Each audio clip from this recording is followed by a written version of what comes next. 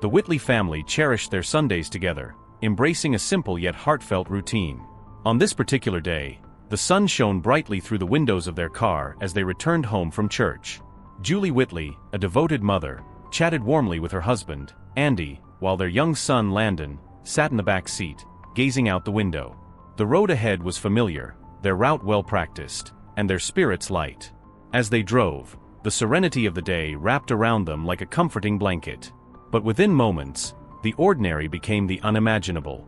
Out of nowhere, an ambulance barreled into their path, its siren screaming a warning too late to heed. In a devastating collision, their car spun violently, the metallic crash and shattering glass piercing the calm like a thunderclap. When the vehicle finally came to a stop, the scene was a tableau of chaos. Andy was motionless, his life taken instantly. Julie, trapped and injured, fought to remain conscious amid the disorienting wreckage. But it was Landon, limp in the back seat, who drew the first responders' most urgent attention. His small body bore the brunt of the impact, his stillness an alarming sign of the peril he faced. Before continuing with our story, subscribe to the channel so we can reach 1,000 subscribers. With your help we can reach that milestone as quickly as possible. Now let's continue. The medics worked tirelessly to stabilize Landon as Julie was extracted from the mangled car. Though she was overwhelmed by pain and grief, her focus remained on her son. The family's world, once so secure, was now fractured by tragedy. Yet, even in the midst of this unimaginable loss, a faint glimmer of hope persisted as Landon was rushed to the hospital, his fate uncertain. In the sterile chaos of the emergency room, doctors and nurses fought desperately to keep Landon alive. His pulse was weak, his breathing shallow, and his tiny frame lay motionless under the harsh fluorescent lights. Every second felt like an eternity as the medical team worked with precision and urgency. Julie, confined to her own hospital bed with severe injuries, could only pray. Each moment brought new updates, none of them promising. The unthinkable happened. Landon was declared clinically dead. The word struck Julie like a hammer, her grief compounded by the fresh loss of her husband. But just as the finality of death seemed certain, the medical team managed to revive him. Relief was fleeting, however. Minutes later, Landon's heart stopped again. Another frantic attempt brought him back, only for him to flatline a third time. Each time his heart stopped, it was as if Landon's soul teetered on the edge of two worlds. Doctors, exhausted and bewildered, could only marvel at the impossible. "He's a fighter," one of them whispered, though the hope in their voices grew fainter with each resuscitation. As Julie grappled with the weight of her losses, she turned inward, her prayers intensifying. They were no longer quiet words of comfort but guttural cries to God, pleading for her son's life. She felt torn between despair and faith, questioning why such devastation had befallen her family. Meanwhile, unbeknownst to the doctors and his grieving mother, Landon was experiencing something extraordinary. Though his body remained unresponsive, his consciousness drifted into an unfamiliar realm. It was as if the boundaries between life and death had dissolved, leaving him suspended in a place where earthly pain could not follow. The battle in the hospital raged on, but for Landon, the journey had only begun. Landon's consciousness soared beyond the hospital room, beyond the limits of his fragile body. He later described it as a sensation of weightlessness, as if he had shed the burdens of the world. Before him stretched a realm of indescribable beauty, fields bathed in radiant light, their colors more vivid than anything he had ever seen. The air hummed with a melody so harmonious it felt alive, wrapping him in an overwhelming sense of peace. He found himself standing on a road paved with gold, its surface glowing as if illuminated from within. Every step he took resonated, not with sound, but with a profound feeling of belonging. The place exuded an unearthly serenity, a calm that stilled every fear and erased every sorrow. It was unlike anything he could have imagined, yet it felt more real than the life he had left behind. Landon wasn't alone. Figures emerged from the glowing horizon, their forms bathed in a soft golden light. Though their faces were unfamiliar, he felt an immediate connection with them, as if he had known them all his life. Among them were two children who greeted him with warm, loving smiles. At first, he couldn't place them, but their presence felt comforting and familiar. Later he would learn the truth. These were his siblings, lost to miscarriages before his birth, something his parents had never spoken of. Yet here they were, embracing him with a love so pure it brought tears to his eyes. Then, as if the entire landscape shifted to draw his attention, a figure appeared unlike any of the others. Radiating a light so brilliant it eclipsed everything else, the The figure moved toward him with a grace that felt divine. Landon instantly knew who it was. It was Jesus. There was no need for introductions. The recognition was immediate, as if a deep part of Landon's soul had always known him. Jesus looked at him with an expression of love, so profound it seemed to dissolve every earthly worry. His gaze conveyed understanding, compassion, and a sense of purpose that words could never capture. Jesus didn't speak aloud, but his message resonated directly within Landon's being. "It's not your time," he conveyed, a voice that seemed to echo in the very fabric of Landon's spirit. "You have a mission. You must return and share what you've seen. Let people know that heaven is real, that life continues beyond this world, and that every soul has a purpose." Landon felt torn. The peace and love of this place were so perfect that the thought of leaving it filled him with sorrow. But Jesus' words carried a weight that transcended his desire to stay. He understood that he had to return, even if it meant stepping back into a world of pain and suffering. In a sudden rush of light and warmth, the vision began to fade. The fields of gold, the figures of love, and even the presence of Jesus seemed to dissolve, replaced by a tunnel of brilliance pulling him back toward his earthly body. Landon's journey to heaven had ended, but his story was only beginning. The harsh fluorescent lights of the hospital room pierced Landon's vision as his eyes fluttered open.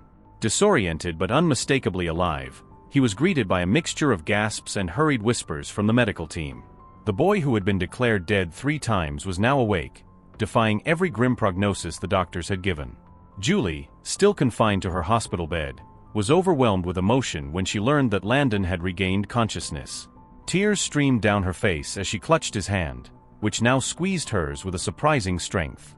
Her prayers had been answered, and for the first time since the accident, hope filled the void left by her grief.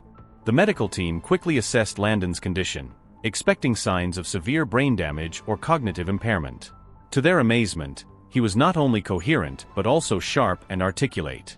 There were no memory gaps, no confusion, just a boy who seemed impossibly intact despite everything his body had endured. But what truly stunned everyone was what Landon began to recount. Though his voice was hoarse from weeks of silence, he spoke with a clarity and conviction that left no room for doubt. He described in vivid detail the golden roads, the radiant light, and the indescribable peace of heaven. Julie's breath caught when Landon mentioned meeting 2 children who welcomed him with open arms. His description of them, their appearances, their warmth, was so precise that she froze.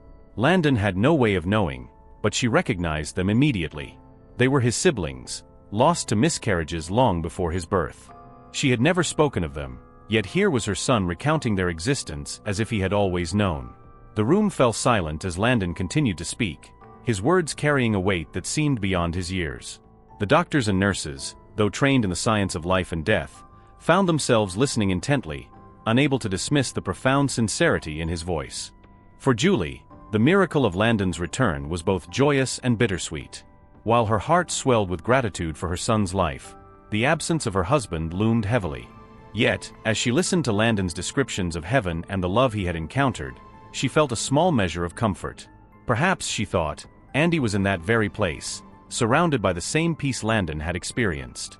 Landon's miraculous return defied logic and science. It was a testament to something greater, a spark of hope in the midst of unfathomable loss. As Landon regained his strength, the urgency of his mission became clear. The message he had received from Jesus echoed in his mind, compelling him to share his experience. Though still a child, he spoke with a conviction that belied his age, as if the journey he had taken had bestowed upon him a wisdom far beyond his years. At first, he shared his story with those closest to him, his family, the doctors, and the nurses who had been by his side during his miraculous recovery. Each retelling was met with awe, curiosity, and an undeniable sense of wonder. Landon described the peace of heaven, the radiant light, and the overwhelming love he had felt. He recounted his encounter with Jesus, the golden roads, and even the siblings he had never known in life but met in eternity. News of Landon's experience began to spread. Friends, neighbors, and members of the church community came to hear his story. His words carried a power that resonated deeply with those who listened. For the grieving, his testimony offered comfort and reassurance. For the doubting, it stirred something within, a glimmer of hope that there was more to life than what they could see. Julie, though still grappling with the loss of her husband, found strength in Landon's words. Each time he spoke of the love and peace he encountered in heaven, she felt her own sorrow lift, replaced by a growing sense of acceptance. She began to believe that Andy, too, had found his place in that radiant realm, embraced by the same divine love that had welcomed Landon. Not everyone was ready to believe, however. Skeptics dismissed Landon's account as the result of a brain deprived of oxygen or a hallucination brought on by trauma. Medical professionals cited studies on near-death experiences, attributing his visions to chemical reactions in the brain. But Landon remained unfazed. He didn't argue or try to convince anyone. Instead, he continued to share his story with quiet humility, trusting that those who were meant to hear it would find their own understanding. "I'm just telling you what I saw," he would say. "It's up to you to believe it or not." Churches began inviting Landon to speak, and soon he was addressing larger audiences. Though his voice was still young, his words carried the weight of his extraordinary journey. He urged people to believe in the reality of heaven, to have faith in something greater than themselves, and to live with purpose and hope. Julie watched with pride as her son grew into his role as a messenger. His resilience, both physical and spiritual, inspired her to face her own challenges with newfound courage. Though their lives had been irrevocably changed, she began to see the threads of a greater plan weaving through their pain. For Landon, his mission was clear. He had been sent back to share a message of hope, and he embraced that responsibility with grace. He knew there would be doubts, questions, and even ridicule, but his heart was steadfast. He had seen the face of Jesus, felt the love of heaven, and returned to tell the world. Landon's story grew beyond his small community, reaching people far and wide. Invitations to speak came not only from churches but from schools, conferences, and even skeptics intrigued by his unwavering account. Wherever he went, his presence carried an undeniable sincerity. His words, simple yet profound, touched hearts in ways few could explain. He recounted his experience with humility, never embellishing or straying from what he had seen and felt. "I saw heaven," he would say, "and it's real. It's filled with love, light, and peace. We're all part of something greater, and we're never alone." For those grieving lost loved ones, his words became a balm. They clung to his descriptions of golden roads, radiant light, and reunion with family. Landon's encounter with his siblings, whom he had never met in life, struck a chord with many, offering a sense of connection to those who had gone before them. Even skeptics found themselves moved. While some dismissed his story as the product of a child's imagination or a near-death hallucination, others couldn't ignore the conviction in his voice. Landon didn't try to convert doubters or defend his account. He simply told his truth and let it speak for itself. Julie, once consumed by grief, found healing through her son's journey. Watching Landon share his story brought her a peace she hadn't thought possible. Though she still mourned Andy's absence, she began to believe that he, too, was in the place Landon described, surrounded by love and light. This belief didn't erase her pain but transformed it into something bearable, something she could carry with hope. As Landon grew older, his mission evolved. No longer just the boy who survived a tragedy, he became a symbol of resilience and faith. His story reminded people of the fragility of life, but also of its boundless potential for meaning. He spoke not only about the beauty of heaven, but also about the importance of living fully in the here and now. "Jesus didn't send me back to dwell on the past," Landon would often say. "He sent me back to remind people that we all have a purpose. It's up to us to find it and live it." For Landon, the scars of the accident were a reminder of the journey he had endured, but they no longer defined him. He saw them as a testament to the strength he had found through faith and the mission he had been entrusted with. In the end, Landon's legacy was not just the story of a boy who returned from the brink of death. It was a message of hope that transcended life and death, a reminder that we are all part of something greater. His words inspired countless lives, bridging the gap between the seen and the unseen, the tangible and the divine. Through his story, Landon offered the world a glimpse of heaven, a place of love, light, and peace. And for those who heard him, it was a message that transformed the way they looked at life, death, and everything in between. Leave your opinion in the comments and don't forget to subscribe to the channel so we can reach the 1,000 subscriber mark. With your help we can reach that number as quickly as possible. Thank you for being here and until next time.